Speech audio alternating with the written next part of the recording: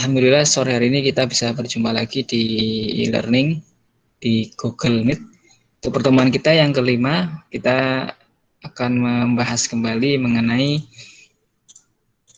laporan perubahan laporan posisi keuangan atau neraca dan laporan arus kas. Ini merupakan lanjutan dari materi yang lalu, yaitu mengenai laporan laba rugi. Dan laporan laba rugi sudah kita bahas kemarin. Dan hari ini kita akan membahas neraca dan juga laporan arus kas. Untuk itu marilah kita awali pemaparan singkat ini dengan doa terlebih dahulu. Doa mulai.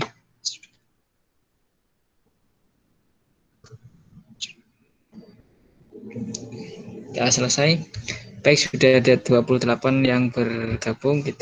Materi sudah kita sampaikan, materi dari bukunya Kiaso sudah kita sampaikan, dan kita akan mencoba membahas sedikit materi ini secara ringkas saja ya, karena materinya cukup banyak. Jadi harapannya ini rekan-rekan bisa baca di buku.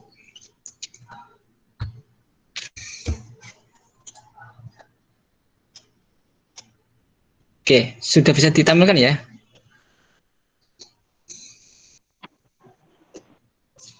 Sudah, Pak.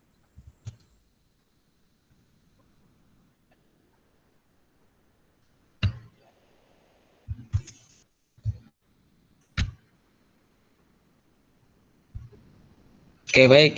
Saya langsung sampaikan saja, ini materinya sedikit. Nanti diperdalam lagi, baik ya. Oke, jadi hari ini kita bahas tentang laporan posisi keuangan dan laporan arus kas.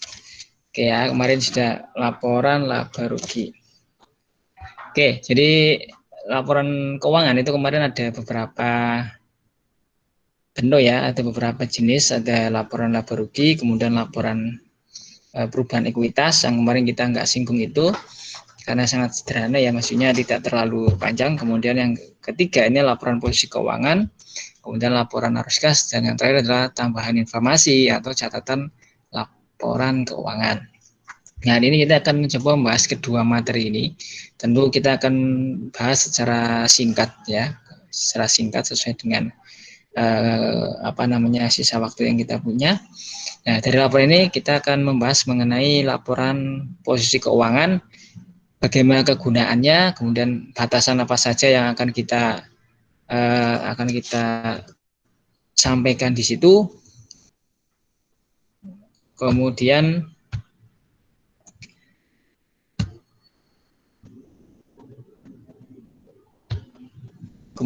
bagaimana dengan klasifikasi yang akan kita sampaikan ya. Dan yang arus kas itu apa tujuannya, isi dan format, serta persiapan dan kegunaan. Kurang lebih ini yang akan kita baca secara bersama-sama. Oke, baik. Ini masih ada yang masuk jadi ganggu juga ini. Oke, ini materi ini saya ambil dari bukunya Kiaso, dan ini adalah hasil dari terjemahannya. Walaupun ada yang belum diterjemahkan, tadi saya lihat, tidak masalah. Saya tidak membuat sendiri ini. Oke, baik, kita langsung. Jadi di statement of financial position atau neraca atau balance sheet ya, neraca atau istilah dengan kita itu adalah neraca atau balance sheet. Dalam hal ini adalah statement of financial position. Ini disebut juga dengan neraca ya. Di sini laporan atau neraca ini menggambarkan informasi tentang laporan aset, kewajiban ya, liability dan ekuitas pada tanggal tertentu. Jadi di neraca ini ada tiga akun utama yang disampaikan ya, yaitu adalah aset, kewajiban, dan ekuitas. Nah, memberikan informasi tentang sumber daya, kewajiban kepada kreditur, dan ekuitas dalam sumber daya bersih. Jadi fungsinya ini memberikan informasi kepada para kreditur ya tentang sumber daya yang dimiliki. Jadi kalau kita menilai perusahaan itu biasanya melihatnya di asetnya, seberapa besar asetnya, kemudian seberapa besar rasionya dengan utangnya, kemudian bagaimana komponen dari ekuitasnya itu dari mana saja. Nah, ini akan membantu para kreditur, calon investor ya, kayak kemarin calon investor ataupun kreditur atau investor untuk membantu dalam memprediksi waktu dan ketidakpastian arus kas masa depan. Jadi bisa memprediksi kas yang dia miliki ataupun seorang kreditur itu kira-kira kasnya, uangnya dipinjamnya perusahaan itu bisa kembali apa tidak. Kita bisa memprediksinya dari laporan keuangan ini. Dalam hal ini adalah neraca. Nah, ini kegunaannya menghitung tingkat pengembalian. Nah, kita bisa mengerti ketika asetnya itu berapa, ya kan. Kemudian hutangnya berapa, hutang jangka pendeknya berapa, hutang jangka panjangnya berapa, sehingga dia bisa menghitung tingkat pengembalian kreditnya, utangnya itu berapa. Mengevaluasi struktur modal. Nah, ini mengevaluasi struktur modal. Jadi kita bisa melihat ekuitasnya itu, strukturnya itu sehat apa tidak. Jangan-jangan modal itu bertambah itu bukan karena kinerja perusahaan, tetapi karena penambahan hutang. Jadi penambahan modal juga karena dia penumpukan utang atau bahkan banyak piutang yang tertimbun ya. Jadi tidak ada peningkatan kas tapi hanya piutang. Ini bisa dievaluasi. Kemudian menilai resiko dan arus kas masa depan. Ini tes tadi menilai resiko. Jadi kalau misalkan calon investor ya atau kreditur itu dia melihat di sini kira-kira resiko uangnya, kasnya itu kembali atau tidak, resikonya besar atau kecil. Nah, kita bisa melihat di sini. Sehingga dalam ini perusahaan akan menganalisis 3 lah paling tidak, yaitu likuiditas, solvabilitas, dan fleksibilitas keuangan. Dimana kalau likuiditas itu untuk menilai, mengukur seberapa cepat ya, seberapa mudah aset-aset yang dimiliki untuk dikonversi menjadi uang tunai atau menjadi uang cash yang liquid, segera dicairkan, bisa digunakan, bisa untuk digunakan untuk membayar hutang, bisa digunakan untuk investasi dan seterusnya. Kita bisa melihat di likuiditasnya. Kemudian solvabilitas, bagaimana perusahaan itu apakah mampu untuk membayar ya, membantu membayar hutang-hutang yang jatuh tempo ya. Jangan-jangan dia memiliki hutang yang jangka pendek ya, yang akan jatuh tempo, itu dia tidak mampu untuk membayarnya dengan aset yang dimiliki. Nah, kedua ini bisa digunakan untuk dianalisis melihatnya di neraca. Yang ketiga, fleksibilitas keuangan. Jadi ketika kita bisa melihat bagaimana likuiditas itu bisa ya, masih perusahaan itu rasionya cukup bagus, kemudian solvabilitasnya juga bagus, rendah ya, artinya dia mampu membayar hutang-hutang yang akan jatuh tempo, itu dia mampu. Maka tentunya perusahaan akan lebih fleksibel dalam mengatur keuangannya di masa yang depan. Apakah dia akan bergerak menuju investasi baru ya, apakah dia akan mencari pinjaman baru, kemudian apakah dia akan melakukan investasi invasi ya, istilahnya penambahan ya, investasi kepada perusahaan-perusahaan lain dan seterusnya. Ini bisa dilihat dari neraca. Oke, kemudian bagaimana dengan keterbatasannya? Jadi banyak keterbatasannya adalah kebanyakan aset dan kewajiban dilaporkan berdasarkan biaya perolehan. Jadi biasanya perusahaan itu akan mencatat aset dan hutangnya itu berdasarkan biaya histori atau perolehan. Jadi kalau dia pinjam berapa juta, berapa miliar, dicatat itu biaya perolehannya. Aset, tanah, bangunan, ketika dia memperoleh, dicatat itu berapa. Padahal sebenarnya banyak juga yang bisa dilakukan ketika dia menyampaikan aset itu bisa dengan menggunakan dasarnya itu adalah biaya wajar atau istilahnya nilai wajar ya. Jadi kalau bangunan kita membeli sekarang kemudian dilaporkan selama 5 tahun ke depan, ataupun tanah yang kita miliki sudah 10 tahun yang lalu, tentu biayanya nilainya pasti akan lebih tinggi ya. Nah, ini keterbatasannya di situ karena neraca itu biasanya yang disampaikan itu adalah yang berdasarkan biaya perolehan atau historikalnya. Kemudian biasanya perusahaan itu neraca itu menggunakan penilaian dan estimasi. Misalkan menilai nilai penyusutan aset, kemudian penyusutan bangunan ya, penyusutan komputer ya, peralatan-peralatan itu menggunakan penilaian dan estimasi. Jadi tidak berdasarkan nilai wajar tapi hanya estimasi. Misalkan asetnya disusutkan selama 20 tahun ke depan dengan estimasi setiap tahunnya penyusutan itu sama. Kemudian misalkan lagi penilaian tanah dan seterusnya tidak direvaluasi lagi. Ini keterbatasannya. Kemudian banyak nilai keuangan yang dihilangkan. Nah, ini juga salah satu keterbatasan ya. Kadang-kadang juga ada hal-hal yang tidak dapat ditampilkan ya, atau sengaja tidak ditampilkan, atau banyak nilai keuangan yang dihilangkan. Sebagai contoh pada kasusnya perusahaan Enron ya, misalkan itu kan juga seharusnya dia menyampaikan adanya pembiayaan ataupun kewajiban pendanaan. Jadi ada utang untuk pendanaan ya, itu yang tidak diungkapkan di sana, sehingga rasanya itu laporan keuangan itu terlihat sangat bagus, padahal di sana ada kewajiban atau utang yang harusnya dia catat atau belum dicatat, sehingga terjadilah istilahnya ada kasus Enron itu sudah di Amerika. Itu contohnya keterbatasannya. Kemudian klasifikasinya. Jadi klasifikasinya ya tadi ada aset, kewajiban, dan ekuitas. Jadi aset, kewajiban, dan ekuitas itu yang akan ditampilkan dalam neraca. Nah, subklasifikasinya ya, ada aktiva ini harusnya aktiva lancar ya. Harusnya aktiva lancar dulu, kemudian aktiva tidak lancar. Aktiva tidak lancar itu ada investasi, perlengkapan tanah dan peralatan, aset tak berwujud ya, aset lainnya. Kemudian di ekuitas ada bagian saham, ada bagian agio, saldo laba, akumulasi, pendanaan, pendapatan komprehensif, jaminan minoritas, kewajiban tidak lancar, dan kewajiban lancar. Nah, ini nanti akan bisa dilihat secara detail ketika kita melihat laporan posisi keuangan atau neraca itu sendiri ya. Seperti apa penjabarannya. Kayak contohnya nih, investasi aktiva tak lancar, misalkan ada investasi jangka panjang ya, ada tanah, bangunan, dan peralatan, aset tak berwujud, aset lainnya ya.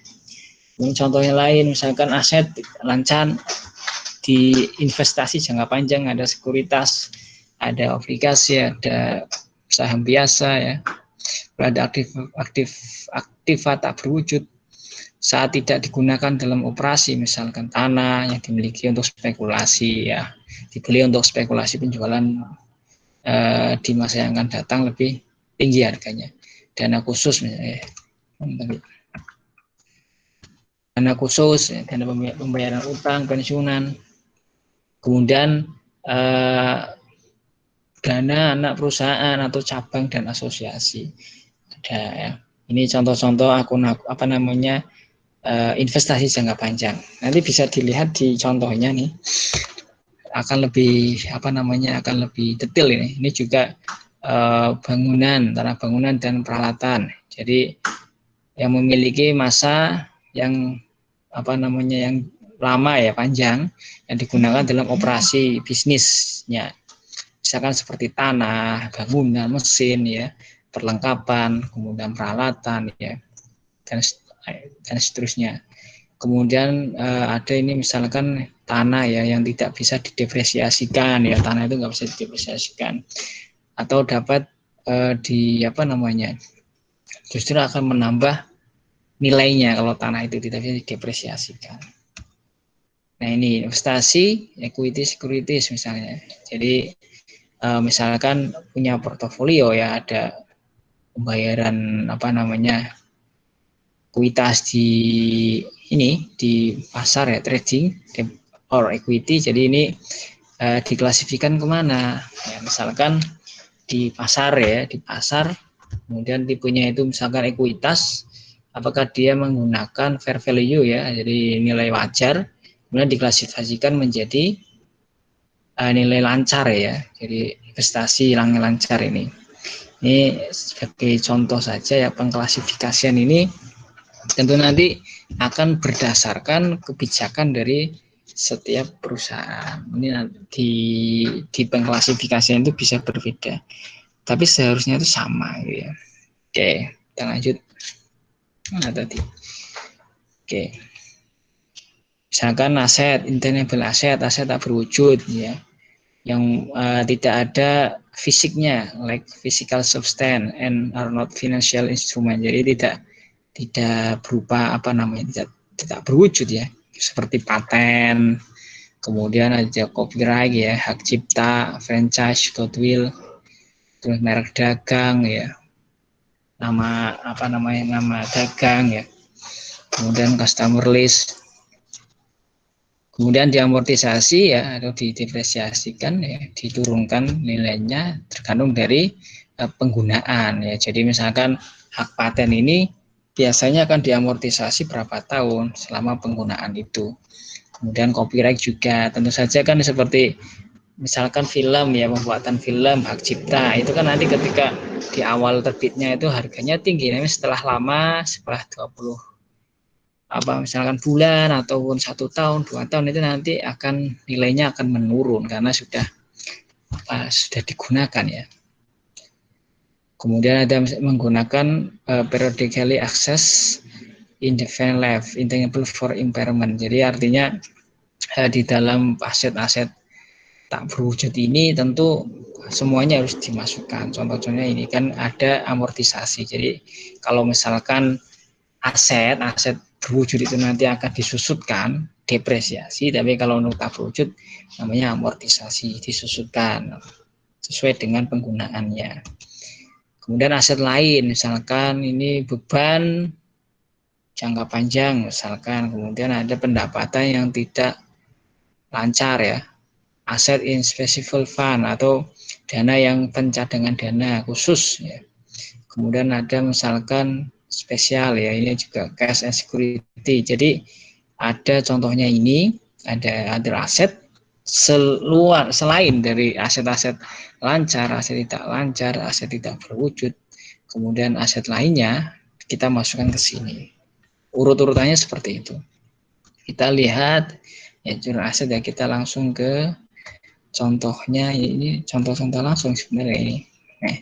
Aset lancar, ini aset lancar contohnya ini inventory, ada receivable ya, prepared expensive, short term investment, cash and cash equivalent ya. Jadi aset-aset lancar ini adalah aset-aset yang mudah dilikuidkan, mudah dicairkan atau mudah dikonversi, seperti persediaan, kemudian ada piutang ya, beban dibayar di muka, kemudian ini ada investasi jangka pendek, ada kas ya, kas atau kas setara kas ya, kas dan setara kas.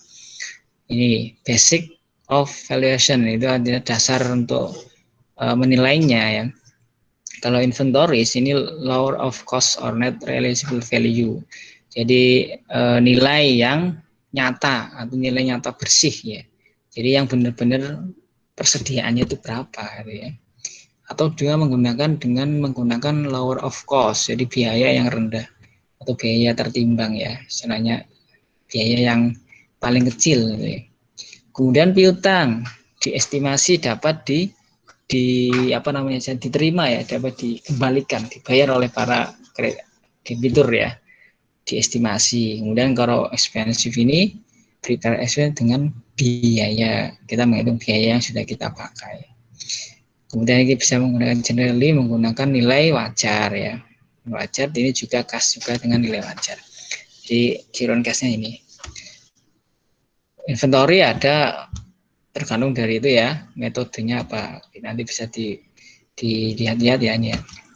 Kita langsung ke nih, misalkan equity ya, ini cash equivalent, sebentar, equity ordinary earning, kita langsung ke contohnya, laporan neraca, contohnya ini, nah ini dia. Oke,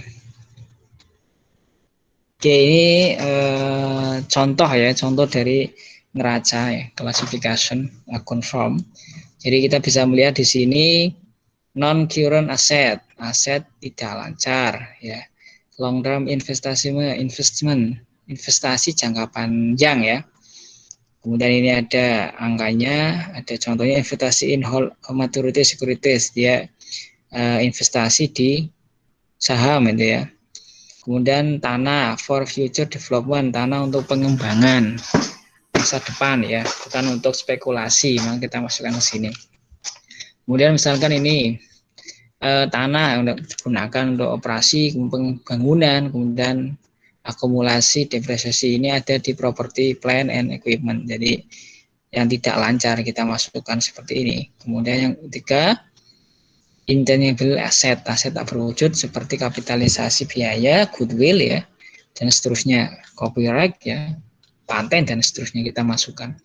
Sehingga temulah total current aset, kemudian aset lancar, investasi, persediaan ya, kemudian piutang, kemudian ini adalah kerugian atau akun piutang yang tidak tertagih ya, yang tidak tertagih.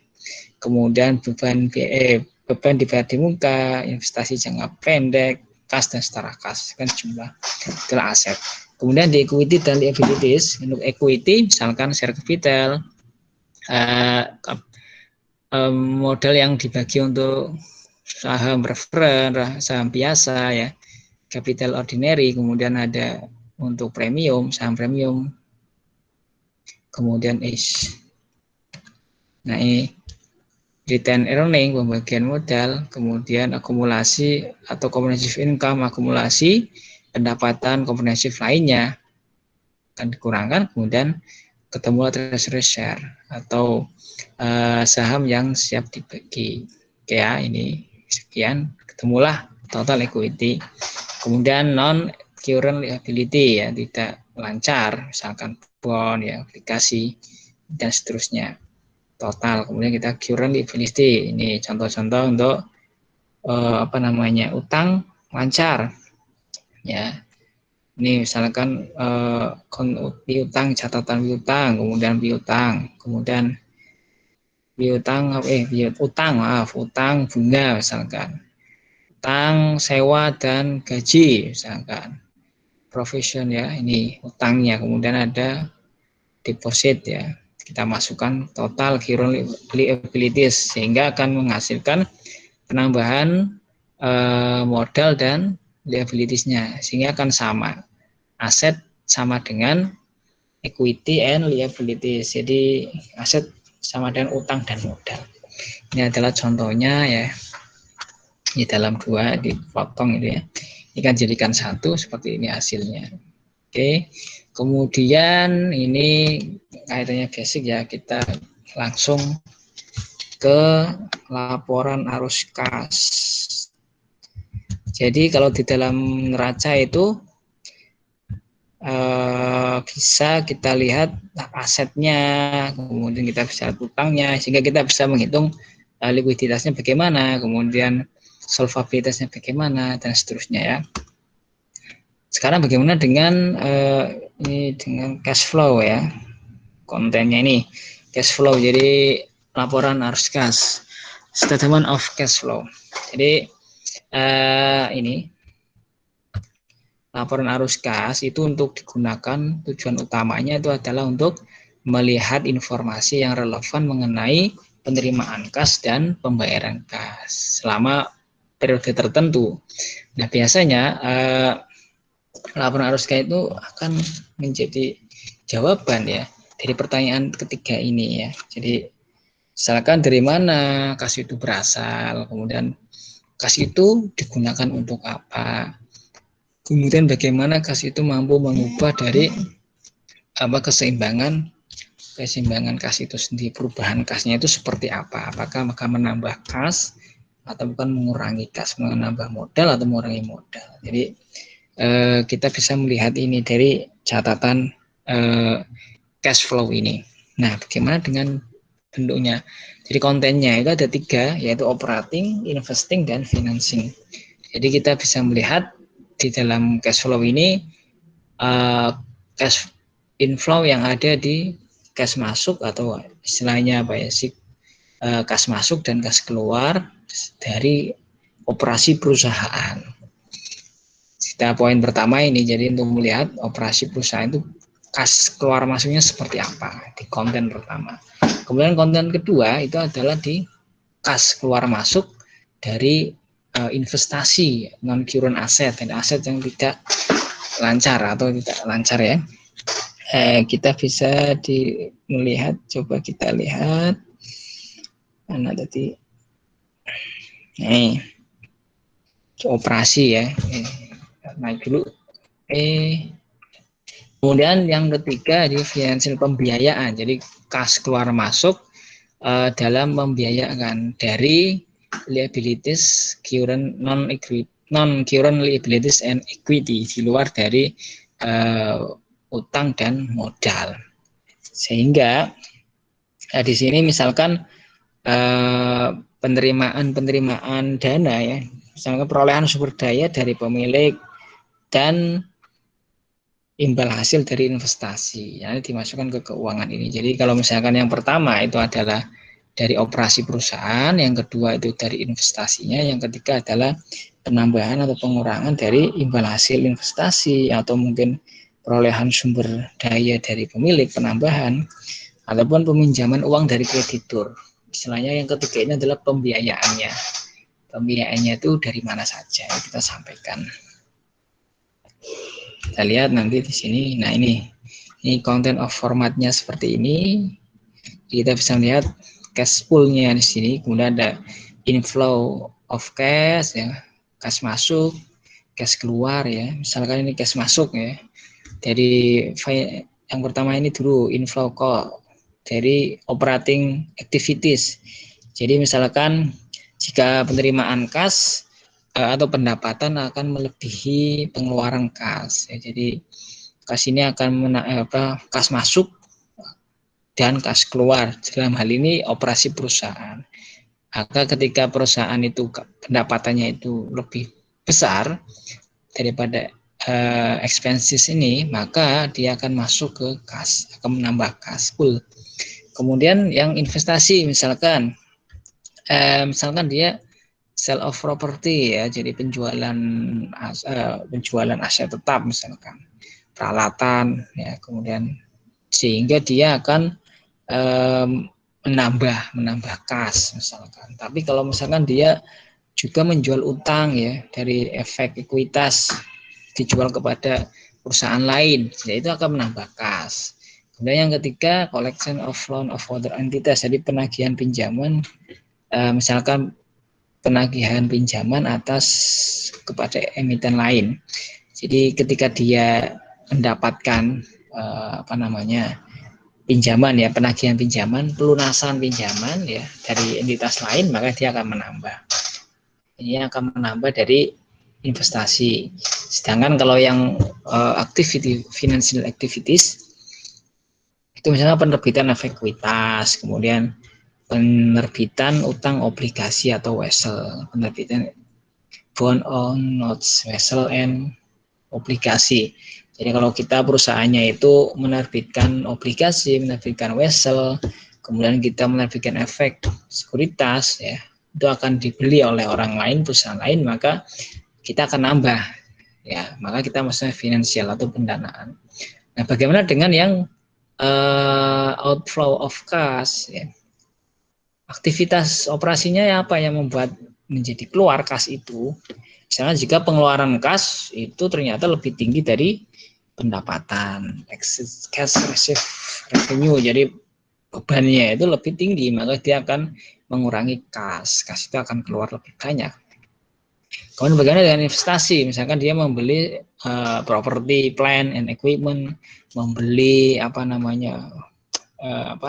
utang ya, pembelian utang, efek ekuitas dari perusahaan lain, cash of debt and equity, securities of other entitas yang lain ya. Jadi pembelian utang atau ekuitas dari sekuritas atau entitas yang lain.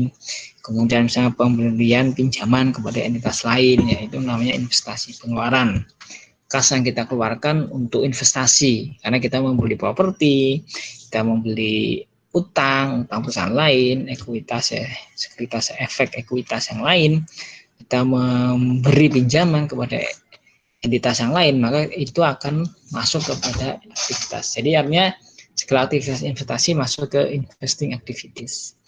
Kemudian yang terakhir tentang aktivitas keuangan, ini misalkan kita membayar dividen, kita membayar dividen, payment of dividend kepada para pemegang saham, kemudian redemption of debt, misalkan ini pelunasan utang ya, pelunasan utang, kemudian kita misalkan reacquisition of ordinary share ya, kita perolehan kembali saham-saham biasa.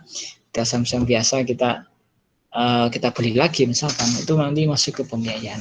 Jadi kira-kira ini adalah aktivitas ya yang akan kita ungkapkan di laporan arus kas untuk melihat bagaimana kas di aktivitas operasi, bagaimana investasi, dan bagaimana di pembiayaan ini.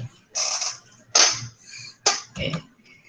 Ini ya, jadi itu kurang lebih contohnya ini masih cash flow. Oke, ini kita lihat di contohnya misalkan ya. Oke, kita bisa melihat contohnya ini telemarketing. Jadi ini aset, gini. Ini misalkan statement of financial position misalkan. Ini di neraca seperti ini kita bisa melihat ada aset, nah, kemudian ada equity dan liabilities. Kita lihat di sini. Kemudian ada income statement di laporan laba rugi. Dia di laporan laba rugi dia pendapatan bersihnya 39.000 ya. Kemudian di total asetnya ada 87.000. Nah, kita lihat di laporan persiapan ya. Kita lihat ini nggak muncul, ini muncul. Oke, ini. Jadi kita ilustrasinya seperti ini. Jadi di laporan posisi keuangan dan laporan income statement. Jadi kita membutuhkan kedua ini. Jadi untuk persiapan kita lihat preparing the statement of cash flow.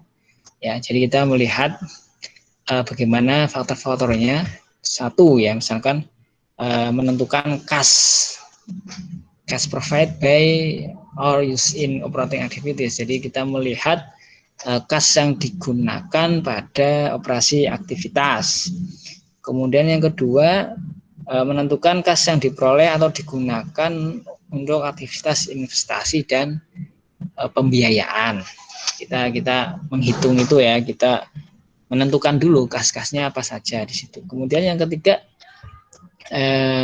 determine the change ya. Jadi menentukan perubahan-perubahan, misalkan increase or decrease, naik atau turun selama periode itu. Jadi setelah kita menentukan kas operasi apa saja, kas investasi apa saja, kas keuangan apa saja, baru kita tentukan increase or decrease, naik atau turun. Nah, kemudian yang terakhir adalah merekonsiliasi perubahan kas dengan saldo kas awal dan kas akhir. Reconcile the change in kas with beneficiary ya. Jadi kita merekonsiliasi kas awal dan kas akhir. Nah, kita lihat langsung, kita sudah bisa melihat neraca dan laporan laba rugi ya, income statement. Nah, kita lihat cash profit by operating activities, ini adalah menentukan kas dari aktivitas operasi. Net income, pendapatan bersihnya ada 39. Kita bisa melihat dari net income, kemudian adjustment. Nah, ini 41. Kita mulai dari account receivable ya. Jadi dari akun piutang ya. Di mana increase in account receivable 41. Ada peningkatan 41 ya. Karena di awal Januari kan tadi kita diasumsikan Januari tanggal 1 ya, awal periode itu nol semua, sehingga secara otomatis saldo dari akhir tahun itu menjadi nilai, dan itu semuanya increase karena tentunya naik karena awalnya itu sudah kosong ya. Itu nah, kemudian increase in account payable, jadi peningkatan utang ya, 12.000 ya. Peningkatan utang 12.000, kemudian peningkatan account receivable 41.000, sehingga akan terjadi 29.000 ya. Kemudian akan dihitunglah net cash profit by operating activities. Nah, jadi pendapatan kita 39, pendapatan bersih 39, di mana 39 itu nanti akan dikurangi dengan pembayaran utang ya. Dikurangi dengan utang dan piutang, sehingga akan muncul kas bersih pada laporan operasinya itu adalah 10.000. Jadi artinya perusahaan bisa dilihat bahwa perusahaan itu memiliki penambahan utang usaha sebesar 12.000. Akibatnya dari penyesuaian ini perusahaan menentukan kas yang diperoleh dari operasi sebesar 10.000. Akan mengurangi dari pendapatan bersihnya. Ini kalau jika kita melihat dari aktivitas operasi. Sekarang kita melihat di investasi sekarang. Dari aktivitas investasi kita masuk ke round kedua.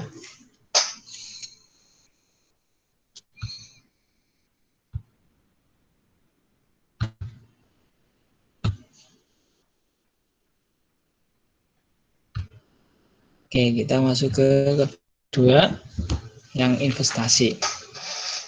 Ini kita mesti membeli tanah, pembelian tanah 15.000. Jadi kita melihatnya pembelian tanah itu dari mana? Dari kita lihat di neraca ya, aset land itu 15.000. Kemudian kas bersih yang dikeluarkan investasi adalah min 15.000. Negatif karena di situ karena perusahaan hanya memiliki kas keluar, yaitu purchase of land, tidak ada in cash flow-nya, tidak ada masuknya, cash masuknya tidak ada. Nah ini, kemudian kita lihat di cash flow from investasi dulu nih, investasi ya, insurance of ordinary share. Nah ini saham biasa 50.000, kita melihatnya di share capital 50.000 di equity. Kemudian pembayaran dividen ya, cash dividen sebesar 14.000. Ini kita bisa melihat ya di additional informasi ya, di informasi selama 1 tahun, selama tahun itu maksudnya 14.000, sehingga cash bersihnya itu adalah 36.000. Jadi dalam setiap poin ini ada penambahan dan pengurangan. Jadi kalau kas yang aktivitas, maka yang nambah itu apa, yang kurang itu apa. Begitu juga dengan investasi, yang nambah apa, kasnya yang kurang apa. Kalau nggak ada yang kurang ya udah, kalau nggak ada yang nambah ya udah kita abaikan. Sehingga akan muncul angka 31 ini ya. Jadi kenaikan bersih kas 31.000. Dari mana? Dari setiap ini 10.000 dikurangi 15, negatif 5, dikurangi ditambah 36, 31. Jadi setiap bagian ini kita jumlahkan sehingga pada awal tahun 0, sehingga pada akhir tahun kas pada akhir tahun ada 31.000. Sehingga ini harus cocok cash and year ini, cash at end of year, artinya kas akhir tahun itu harus sama dengan kas yang tertera pada neraca. Jika sama, maka hitungannya sudah betul, sudah klop, karena di cash flow ini untuk menggambarkan siklus alur aja ya. Kas itu keluar kemana, kas itu masuk kemana, dari mana, itu untuk dijelaskan di sini. Karena di dalam aset neraca dan laporan laba rugi itu tidak ditampilkan, sehingga yang ditampilkan di laporan cash flow ini seperti itu ya. Ini misalkan, ini contoh ya, contoh latihan. Ini kita lihat misalkan ini statement of cash flow. Caser company melaporkan beberapa item yang terjadi pada tahun ini in the most recent years. Nah, net income 40.000 ini masuk aktivitas operasi, operating ya. Kemudian dividen masuk ke keuangan, pembiayaan. Kemudian peningkatan utang operasi, peningkatan utang operasi juga. Kemudian pembelian equipment investasi, penyusutan operasi, penyusutan beban. Kemudian payable ya, utang wesel finansial. Nah ini contoh-contoh aktivitasnya. Nanti bisa rekan-rekan bisa lihat di situ. Oke, ini contohnya dimasukkan saja operating activities. Net income 40, peningkatan utang piutang min 10 non cash credit to revenue ya, dikurangi karena ini bukan pendapatan ya. Kenapa kondisi ini peningkatan of akun receivable itu negatif, dalam arti dikurangkan karena peningkatan piutang itu otomatis kan mengurangi kas, mengurangi pendapatan. Dalam arti gini, kalau pendapatan secara tunai maka dia akan menambah, tapi kalau pendapatannya itu kredit, maka piutang itu akan meningkat. Nah, ketika piutang meningkat, otomatis pendapatan net income meningkat, sehingga di sini untuk dikurangkan supaya bisa melihat kas aslinya. Peningkatan utang 7.000, kemudian penyusutan beban 4.000, totalnya adalah 41.000 ya. Oke, karena ada penambahan 1.000 dari operasi ini. Kemudian investasi pembelian 8.000 dikurangkan karena ini pembelian maka akan mengurangi, tidak ada pendapatan dari investasi ya, tidak ada pendapatan dari investasi. Kemudian untuk pembiayaan ini adalah catatan wesel ya, pembayaran wesel ya, tadi 20.000, dividen paid pembayaran paid 5.000, sehingga dari cash flow from financing itu 15.000, sehingga peningkatannya itu adalah berapa ini, 46.000. Nah, ini contohnya seperti ini untuk cash. Ya, ini latihan saja. Oke, ini apa namanya, contoh juga untuk cash flow ya, untuk Nestor Company ya. Ini kita bisa melihat di situ contohnya. Oke, ada penyesuaian dan seterusnya. Oke, mungkin ini dulu yang dapat kita sampaikan ya. Ini materinya masih panjang, banyak juga sebenarnya, dengan beberapa sih sebenarnya. Ini untuk melihat likuiditas dari keuangan. Ini bisa dibaca-baca ya nanti ya. Ini untuk menghitung, kemudian ada soal latihan juga ini dalam bahasa Inggris ya. Oke, mungkin dari sini kurang lebih yang dapat kita sampaikan. Mungkin ada feedback dulu dari rekan-rekan semuanya.